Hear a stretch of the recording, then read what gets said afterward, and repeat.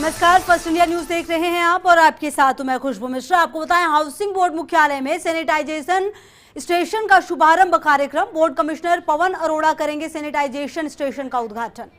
Housing board मुख्यालय में यह कार्यक्रम, हाउसिंग बोर्ड मुख्यालय में सैनिटाइजेशन स्टेशन का शुभारंभ कार्यक्रम। Board commissioner Pawan Arora sanitisation station का उद्घाटन करते हुए ये तस्वीरें सामने आ रही हैं। सीधी तस्वीरें हम आपको दिखा रहे हैं। हाउसिंग बोर्ड मुख्यालय में यह कार्यक्रम और ये उद्घाटन करते हुए बोर्ड कमिश्नर पवन अरोड़ा, क्योंकि ये बहुत महत्वपूर्ण है। जब काम हो तो सेफ्टी का भी ख्याल रखा जाए, क्योंकि सरकार यही कह रही है। और ये तस्वीरें, और शिवेंद्र हमारे सहयोगी ज्यादा जानकारी के लिए हमारे साथ जुड़ गए हैं। शिवेंद्र, ये महत्वपूर्ण फैसला है, सैनिटाइजेशन स्टेशन का शुभारंभ हुआ है। किस तरह से ये मशीन काम करेगी, क्या कुछ जानकारी आपके पास? तस्वीरें हम दिखा पा रहे हैं अपने दर्शकों को। देखिए खुशबू, जब से लॉकडाउन के बाद सरकारी कामकाज शुरू हुआ है तो हाउसिंग बोर्ड वो संस्था है जिसने सरकार की ओर से जो गाइडलाइंस जारी हुई है कोरोना को लेकर, उनका बहुत ही अच्छे तरीके सरकार की ओर से जो गाइडलाइंस जारी हुई है कोरोना को लेकर, उनका बहुत ही अच्छे तरीके से पालन किया है। दूसरे जो सरकारी संस्थान हैं वो हाउसिंग बोर्ड से सीख सकते हैं कि किस तरीके से उन्होंने जो रूल्स हैं सरकार के उनका पालन किया है। और उसी कड़ी में आज सैनिटाइजेशन स्टेशन का इनॉग्रेशन किया है housing board commissioner Pawan Arora ने। तस्वीरों में आप देख रहे हैं कि फीता काट कर उन्होंने इनॉग्रेशन किया है और वो खुद जाकर अब मशीन का जायजा भी ले रहे हैं, जानकारी ले रहे हैं। और ये इस तरह की मशीन है जो सेंसर से काम करेगी। आप जब मशीन के नीचे अपने हाथ लगाएंगे तो आपको किसी बटन को प्रेस करने की ज़रूरत नहीं होगी, अपने आप सैनिटाइजर गिरेगा। इसके अलावा और भी कई तरह की मशीनें लगाई गई हैं जिससे कि आप पैर से उसको दबाकर अपने हाथों को सैनिटाइज कर सकते हैं। तो तमाम बड़ा स्टाफ है हाउसिंग बोर्ड का और बार बार उनको परेशानी नहीं हो इसके लिए ये जो ऑटोमेटिक मशीन है वो लगाई गई है। बिल्कुल शिवेंद्र, और कहीं ना कहीं इस तरह की पहल बहुत जरूरी है, क्योंकि ये तो पता है कि कोरोना के साथ ही जीना है। ऐसे में वो तमाम कोशिशें होनी चाहिए जिससे कि हम अपने आप को सेव कर पाएं। सर, आज सैनिटाइजेशन स्टेशन का शुरुआत हुआ है, प्रदेश का पहला ये स्टेशन बताया जा रहा है सर। हाँ, देखिए, मैं ये कह सकता हूँ कि ये प्रदेश का इस तरह का सुव्यवस्थित पहला सैनिटाइजेशन स्टेशन है। आपको ध्यान होगा, हमने लगभग हफ्ता 10 दिन पहले ये घोषणा की थी कि कोविड संक्रमण को देखते हुए, चूँकि ये सभी तरफ से कहा जा रहा है, WHO से लेकर के राज्य सरकार, केंद्र सरकार, के अपने हाथों को नियमित रूप से थोड़े थोड़े अंतराल से बार बार धोएं, यदि धोना संभव नहीं हो तो सैनिटाइज़ करें और मास्क लगा करके रखें। इसी के दृष्टिगत हमने एक ये अच्छा सा सैनिटाइजेशन स्टेशन लगाया है, जहाँ पे आप फुट पैडल के माध्यम से अपने हाथ धो सकते हैं, साबुन ले सकते हैं और सेंसर के माध्यम से आप अपने हाथों को सैनिटाइज़ कर सकते हैं।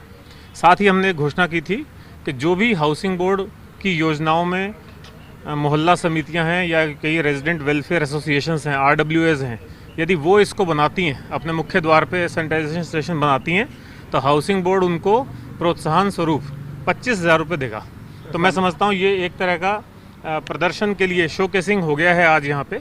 अब हाउसिंग बोर्ड के जो बाकी कार्यालय हैं उनमें भी ये स्टेशन बनेगा और जो हाउसिंग सोसाइटीज़ आके यहाँ बनाना चाहती हैं, देखना चाहती हैं, तो वो भी यहाँ से देख करके कैसे बना है, क्या किया जा सकता है, वो प्रेरणा ले सकती हैं। सर, लॉकडाउन के बाद जब से दफ्तर शुरू हुए हैं, खासकर हाउसिंग बोर्ड का ऑफिस खुला है, आपने जो गाइडलाइंस उनका बिल्कुल अक्षरश पालन किया है। दूसरे संस्थान भी सीख सकते हैं कि किस तरीके से आपने इसकी शुरुआत की है, चाहे वो सैनिटाइजेशन स्टेशन हो या सैनिटाइजर बांटना हो। तो पॉजिटिव माहौल है सर, बिल्कुल जितना भी बड़ा स्टाफ है उसमें सब में सर। देखिए, अब अनलॉकडाउन 1 जिसको कहा गया है, उसके तहत अब सरकारी कार्यालय भी पूरी क्षमता के साथ कार्य करने के लिए सक्षम है। तो हमारा भी स्टाफ की संख्या बढ़ गई है। ऐसे में इस सैनिटाइजेशन स्टेशन की उपयोगिता और उपादेयता और बढ़ जाती है और हम सभी स्टाफ को निःशुल्क सैनिटाइजर्स और फेस मास्क भी निरंतर रूप से उपलब्ध करा रहे हैं। और मैं समझता हूं कि इन सब सुविधाओं को या इन सब सावधानियों को ध्यान में रखते हुए यदि हम काम करेंगे तो कोई दिक्कत नहीं आएगी। कोरोना का कोई भय नहीं होना चाहिए। और हमारी जो भी योजनाएँ हैं, जैसा अभी हमारा जो था मकान के 10% दीजिए और गृह प्रवेश कीजिए, इस योजना के बहुत अच्छे परिणाम आ रहे हैं। अभी पहले ही दिन 450 रजिस्ट्रेशन इसमें हो चुके हैं। मैं समझता हूँ और भी बाकी जो भी हमारी योजनाएं हैं, इनमें बहुत जल्दी, बहुत द्रुत गति से काम चलेगा और आपको रोज़ नई नई जानकारियाँ मिलेंगी। Thank you. चलो भाई, थैंक यू।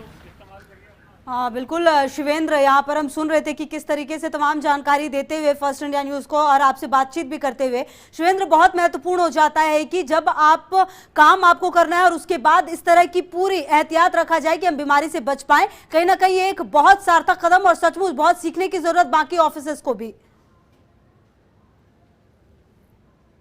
तो उन्होंने कहा कि हाउसिंग बोर्ड ने पवन अरोड़ा ने जब हमसे बातचीत की तो उन्होंने तो उनके तमाम जो प्रोजेक्ट हैं, चाहे वो आवासीय योजनाओं के प्रोजेक्ट हों या अलग अलग उनके जो प्रोजेक्ट हैं, उनमें सब में इस तरह का सैनिटाइजेशन स्टेशन लगाया जाएगा।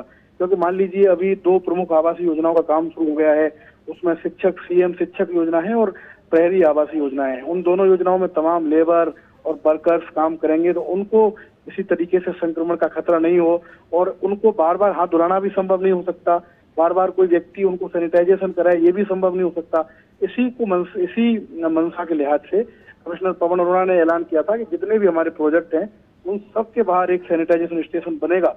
तो उसका एक मॉडल भी इसको कह सकते हैं कि इस तरीके के तमाम जो स्टेशन हैं वो हाउसिंग बोर्ड की योजनाओं में लगेंगे और कोशिश यही रहेगी कि जो कोरोना का संक्रमण है उसको हर हालत में रोका जाए और जितने भी प्रोजेक्ट हैं हाउसिंग बोर्ड के उनमें लेबर हो चाहे अलग अलग लोग हों प्रोजेक्ट में काम करने वाले, वो बिना भय के बिना कोरोना के डर के अपना काम कर सकते। बिल्कुल, और कहीं ना कहीं शिवेंद्र तस्वीरें भी दिखा रहे हैं हम अपने दर्शकों को किस तरह से ऑटोमेटिक मशीन है और इसके साथ ही तमाम चीजें लिखी हुई भी हैं कि अगर आपको नहीं समझ में आ रहा है तो आप ये गाइडलाइंस जो लिखी हुई है उन चीजों का पालन करें और अपने आप को सेफ रखें। और कहीं ना कहीं जो 25,000 रुपए प्रोत्साहन राशि की बात की जा रही थी वो किस संदर्भ में बात की जा रही थी शिवेंद्र, वो किनको दिया जाएगा, किस तरीके से वो मशीन लगवा सकते हैं? उसमें हाउसिंग बोर्ड ने ये कहा था कि जितनी भी स्वयंसेवी संस्था हैं या अलग अलग एनजीओ हैं वो अगर इस तरीके का सैनिटाइजेशन स्टेशन हाउसिंग बोर्ड के प्रोजेक्ट में लगाना चाहें तो हाउसिंग बोर्ड उनको अपनी तरफ से 25,000 रुपए की प्रोत्साहन राशि देगा। तो ये एक तरह से मनोबल बढ़ाने का काम है, क्योंकि हम देखते हैं कि तमाम एनजीओ संस्थान अलग अलग क्षेत्र में काम कर रही हैं कोरोना के, और जब ये पहल हाउसिंग बोर्ड ने की है तो जाहिर तौर पर ये अच्छी पहल है। कई एनजीओ और स्वयंसेवी संस्थाएं इसमें सामने आ सकती है। मोहल्ला समितियों को भी कमिश्नर पवन अरोड़ा ने आमंत्रित किया है कि अगर वो चाहे तो वो भी इस तरह का प्रयोग कर सकती है और उनको हाउसिंग बोर्ड अपनी तरफ से प्रोत्साहन राशि देगा। लेकिन समझने वाली बात यह है खुशबू कि अब सबको कोरोना के साथ जीना है। कोरोना एक तरह से हमारी जिंदगी का हिस्सा है, उसके जो बचाव है, चाहे मास्क लगाना हो, चाहे सैनिटाइजेशन करना हो, सोशल डिस्टेंसिंग रखना हो, ये ऐसे काम है जिनका हमें लंबे समय तक पालन करना है। और क्योंकि अनलॉक 1.0 लागू हो चुका है, ये भी तय है कि सारी चीजें सामान्य होंगी, तो बेहतर यही है कि इन सभी चीजों का बचाव करते हुए, इन सभी चीजों के लिए जरूरी कदम उठाते हुए इसके साथ चला जाए और कोरोना के खतरे को कम किया जाए। क्योंकि हाउसिंग बोर्ड वो संस्था है जो लगातार अच्छा काम कर रही है।